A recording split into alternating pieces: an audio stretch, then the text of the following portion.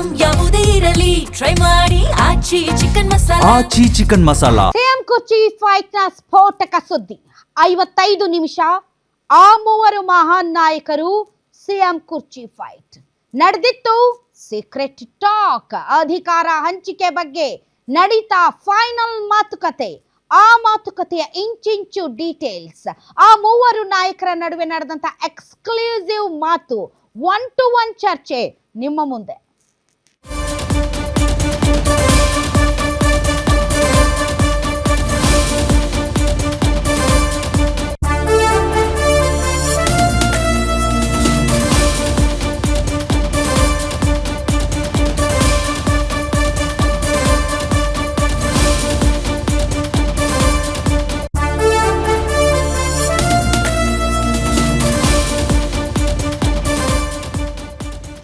ಮೂವರು ನಾಯಕರ ಮಧ್ಯೆ ಎಕ್ಸ್ಕ್ಲೂಸಿವ್ ಮಾತುಕತೆ ನಡೆದಿದೆ. 1-to-1 ಚರ್ಚೆ ನಡೆದಿದೆ.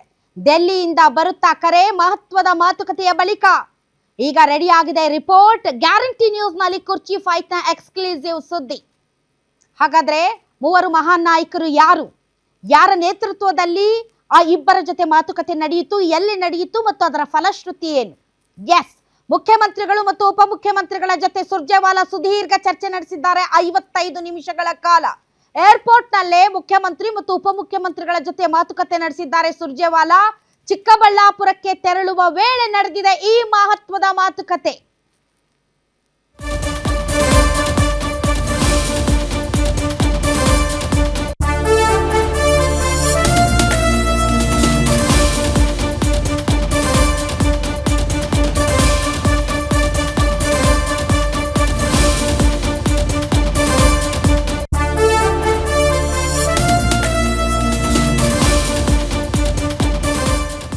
ಎಸ್, ಚಿಕ್ಕಬಳ್ಳಾಪುರಕ್ಕೆ ತೆರಳುವ ವೇಳೆ ನಡೆದಿದೆ ಮಹತ್ವದ ಮಾತುಕತೆ. 55 ನಿಮಿಷಗಳ ಕಾಲ ರಣದೀಪ್ ಸಿಂಗ್ ಸುರ್ಜೇವಾಲಾ ಅವರು ಮುಖ್ಯಮಂತ್ರಿ ಮತ್ತು ಉಪಮುಖ್ಯಮಂತ್ರಿಗಳು ಸಿದ್ದರಾಮಯ್ಯನವರು ಮತ್ತು ಡಿ.ಕೆ. ಶಿವಕುಮಾರ್ ಅವರ ಜೊತೆ ಚರ್ಚೆ ನಡೆಸಿದ್ದಾರೆ.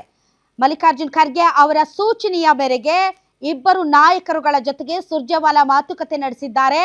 ಇಬ್ಬರ ಜೊತೆಗೆ ಮಾತುಕತೆ ನಡೆಸಿದ ನಂತರ ಚರ್ಚೆ ಬಳಿಕ ಖರ್ಗೆ ಅವರಿಗೆ ಮಾಹಿತಿಯನ್ನು ರವಾನಿಸಿದ್ದಾರೆ ರಾಜ್ಯ ಕಾಂಗ್ರೆಸ್ ಉಸ್ತುವಾರಿ ಸುರ್ಜೇವಾಲಾ ಚರ್ಚೆ ಬಳಿಕ ದೆಹಲಿಗೆ ಸಿಎಂ ಮತ್ತು ಡಿಸಿಎಂ ಅವರನ್ನ ಕರೆಸಿಕೊಳ್ಳುವಂತಹ ಸಾಧ್ಯತೆ ಇದೆ. ಸುರ್ಜೇವಾಲಾ ಸೂಚನೆ ಮೇರೆಗೆ ಆಪ್ತರಿಗೆ ದೆಹಲಿ ದಂಡಯಾತ್ರೆ ಬೇಡ ಅಂತ ಹೇಳಿದ್ದಾರಂತೆ ಡಿ.ಕೆ. ಶಿವಕುಮಾರ್. ಶೀಘ್ರದಲ್ಲೇ ಮುಖ್ಯಮಂತ್ರಿ ಮತ್ತು ಉಪಮುಖ್ಯಮಂತ್ರಿಗಳಿಗೆ ದೆಹಲಿಯಿಂದ ಬುಲಾವ್ ಬರುವಂತಹ ಸಾಧ್ಯತೆ ಇದೆ. ಬಜೆಟ್ಗೂ ಮುನ್ನ ಅಥವಾ ಬಜೆಟ್ನ ತದನಂತರ ದೆಹಲಿಯಲ್ಲಿ ಒಂದು ಹೈ ವೋಲ್ಟೇಜ್ ಮೀಟಿಂಗ್ ನಡೆಯುತ್ತೆ. ಅಧಿಕಾರ ಹಂಚಿಕೆ ಬಗ್ಗೆ ಮಾರ್ಚ್ ನಲ್ಲಿ ಅಂತಿಮವಾದಂತಹ ನಿರ್ಧಾರಕ್ಕೆ ಬರುವಂತಹ ಸಾಧ್ಯತೆ ಇದೆ.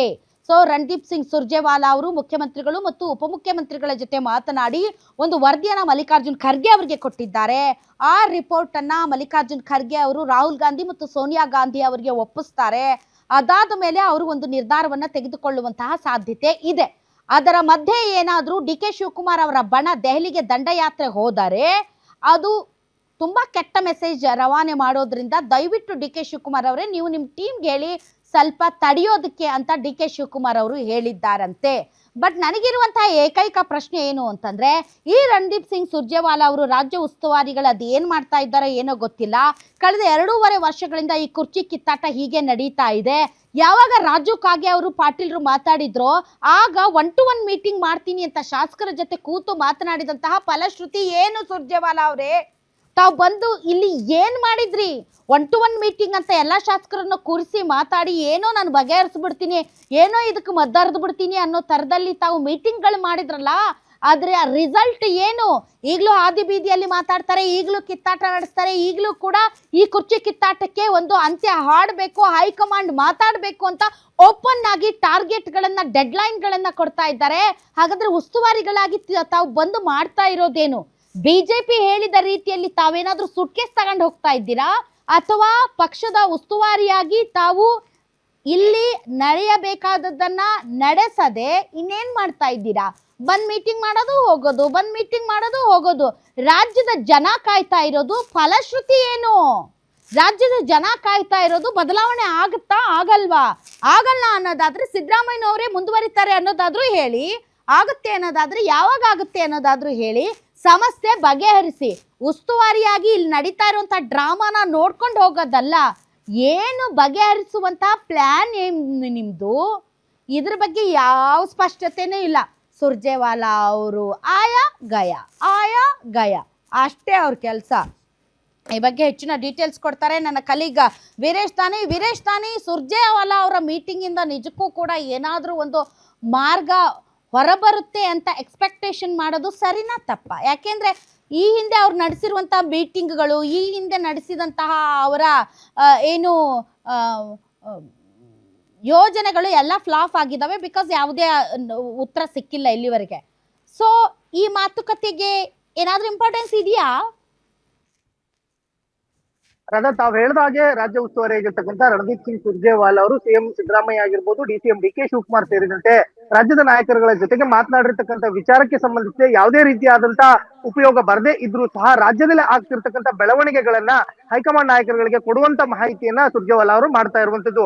ಅದೇ ನಿಟ್ಟಿನಲ್ಲೇ ಕಳೆದ ವಾರವೂ ಸಹ ಸಿಎಂ ಸಿದ್ದರಾಮಯ್ಯ ಮತ್ತು ಡಿಸಿಎಂ ಡಿ ಕೆ ಶಿವಕುಮಾರ್ ಅವರ ಜೊತೆಗೆ ಸುದೀರ್ಘವಾಗಿ 55 ನಿಮಿಷಗಳ ಕಾಲ ಜಕ್ಕೂರು ವಿಮಾನ ನಿಲ್ದಾಣದಲ್ಲಿ ಮಾತುಕತೆಯನ್ನ ಮಾಡಿರುವಂತದ್ದು. ಒಂದ್ ಕಡೆ ಸಿಎಂ ಸಿದ್ದರಾಮಯ್ಯನವರು ಸಹ ರಾಜ್ಯದಲ್ಲಿ ಆಗ್ತಿರ್ತಕ್ಕಂಥ ಏನು ಬಹಿರಂಗವಾಗಿ ಹೇಳಿಕೆಗಳನ್ನು ಕೊಡ್ತಾರೆ, ಇದರಿಂದ ಅಧಿಕಾರದ ಮೇಲೆ ಸಾಕಷ್ಟು ಪರಿಣಾಮ ಬೀರ್ತಾ ಇದೆ ಅನ್ನೋ ಒಂದು ಮಾಹಿತಿಯನ್ನ ಸುರ್ಜೇವಾಲಾ ಅವರಿಗೆ ಕೊಟ್ರೆ, ಡಿಸಿಎಂ ಡಿ ಕೆ ಶಿವಕುಮಾರ್ ಅವರು ಸಹ ಅಧಿಕಾರ ಹಂಚಿಕೆ ವಿಚಾರದ ಬಗ್ಗೆ ಒಂದು ಸ್ಪಷ್ಟತೆಯನ್ನ ಕೊಡ್ಲೇಬೇಕು ಅನ್ನೋ ಒಂದು ಒತ್ತಡವನ್ನ ಹೈಕಮಾಂಡ್ ನಾಯಕರುಗಳ ಮೇಲೆ ಹಾಕಿರುವಂತದ್ದು. ಈ ವಿಚಾರವನ್ನು ಸಹ ಸುರ್ಜೇವಾಲಾ ಅವರು ಎಐಸಿಸಿ ಅಧ್ಯಕ್ಷ ಮಲ್ಲಿಕಾರ್ಜುನ್ ಖರ್ಗೆ ಅವರಿಗೂ ಸಹ ಮಾಹಿತಿಯನ್ನು ಕೊಟ್ಟಿದ್ದಾರೆ. ಅದಾದ ಬಳಿಕವೇ ಮಲ್ಲಿಕಾರ್ಜುನ್ ಖರ್ಗೆ ಅವರು ಆದಷ್ಟು ಬೇಗವೇ ಇಬ್ಬರು ನಾಯಕರುಗಳನ್ನ ದೆಹಲಿಗೆ ಕರೆದು ಚರ್ಚೆಯನ್ನ ಮಾಡ್ತೀವಿ ಅಂತ ಹೇಳಿ ಮೊದಲ ಬಾರಿಗೆ ಡೆಫಿನೆಟ್ಲಿ ಯಾವುದೇ ರೀತಿಯಾದಂಥ ಉಪಯೋಗ ಆಗದಿದ್ರೂ ಪರವಾಗಿಲ್ಲ, ರಾಜ್ಯದಲ್ಲಿ ಏನು ಪರಿಸ್ಥಿತಿ ಅನ್ನೋದನ್ನಾದರೂ ಅವರು ಹೈಕಮಾಂಡ್ಗೆ ತಲುಪಿಸ್ತಾರೆ. ಆಗ ನೋಡಿದ್ರೆ ಸ್ವತಃ ಹೈಕಮಾಂಡ್ನ ಭಾಗವಾಗಿರುವಂಥ ಮಲ್ಲಿಕಾರ್ಜುನ್ ಖರ್ಗೆ ಅವರು 2 ದಿನ ದೆಹಲಿಯಲ್ಲಿದ್ದರೆ 2 ದಿನ ಬೆಂಗಳೂರಲ್ಲಿರ್ತಾರೆ. ಅವರ ಪುತ್ರ ಸರ್ಕಾರದ ಭಾಗವಾಗಿ ಸಚಿವರಾಗಿದ್ದಾರೆ. ಕ್ಷಣಕ್ಕೂ ಏನೇನು ನಡೀತಾ ಇದೆ ಅನ್ನುವಂಥ ಮಾಹಿತಿ ಅವ್ರಿಗಂತೂ ಹೋಗ್ತಾನೆ ಇರುತ್ತೆ. ಈ ಮಧ್ಯೆ ತುದಿಗಾಲಲ್ಲಿ ನಿಂತಿದ್ದಾರೆ ಎಲ್ಲ ಶಾಸಕರು, ನಮ್ಮದು ಅಭಿಪ್ರಾಯ ತಗೊಳ್ಳಿ ಅಂತ. ಅದನ್ನಾದರೂ ಮಾಡಬಹುದು. ಸುರ್ಜೇವಾಲಾ ಅವರು ಇಬ್ಬರ ಜೊತೆನೂ ಮಾತಾಡಿ ಅದಕ್ಕೆ ಏನಾದರೂ ಮದ್ದರಿತಾರ ಅಥವಾ ಜಸ್ಟ್ ಮಾತುಕತೆನ ಗೊತ್ತಿಲ್ಲ. ಈ ಥರ ಭಾಳಷ್ಟು ಮಾತುಕತೆಗಳು ನಡೆದಿರೋದ್ರಿಂದ ಅದರ ರಿಸಲ್ಟ್ ಶೂನ್ಯ ಆಗಿರೋದ್ರಿಂದ ಸುರ್ಜೇವಾಲಾ ಅವರಿಂದ ತುಂಬ ದೊಡ್ಡ ನಿರೀಕ್ಷೆ ಇಲ್ಲ.